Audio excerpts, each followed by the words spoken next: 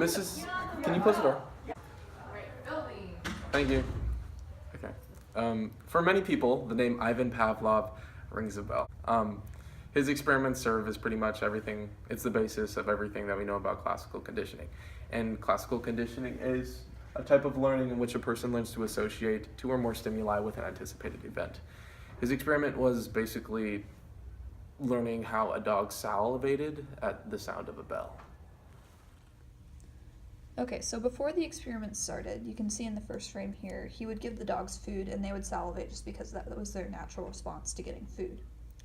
And then the tone, which he was trying to get them to associate with the food, they wouldn't salivate to because why would you start salivating when you hear a bell ring? So then during the experiment, he would ring that bell and then he would give them food and they would start salivating for the food, but as they were doing that, they would learn to associate the food with hearing the bell. And then after conditioning is over, he would just play the bell and they would salivate because they were expecting food even though they weren't going to get any. And now we're going to show you our take on a classical conditioning experiment.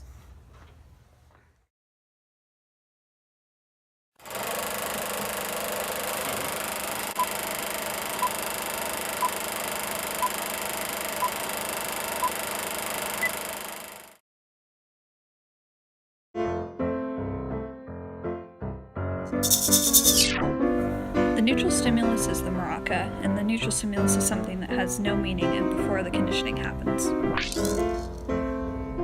And the poke is the unconditioned stimulus, which is something that naturally causes a response even before conditioning happens. Logan turning around is the unconditioned response, which is the natural response to the unconditioned stimulus. Bruh, why is she poking me? Do you need something? She crazy. Stop. Oh my gosh, I'm gonna kill her kid. I'll kill your kids! The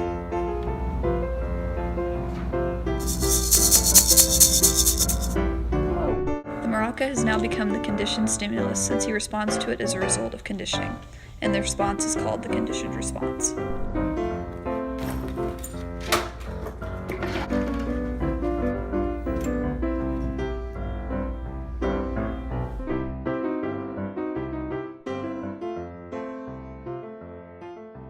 No children were harmed in the making of this video.